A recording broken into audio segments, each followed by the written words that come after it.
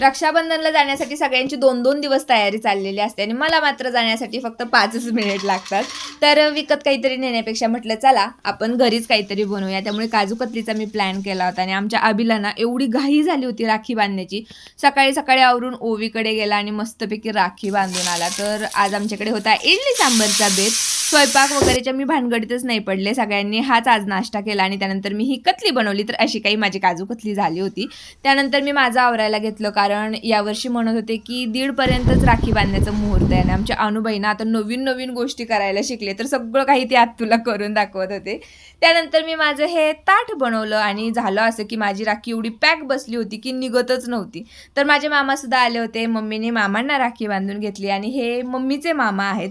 तर रक्षाबंधन सेलिब्रेशन आम्ही कसं केलं या सगळ्या गोष्टींवरती लवकरच मी एक डिटेल ब्लॉगसुद्धा तुमच्यासोबत शेअर करणारच आहे. तर चला भेटूया त्याच ब्लॉगमध्ये. तोपर्यंत बाय.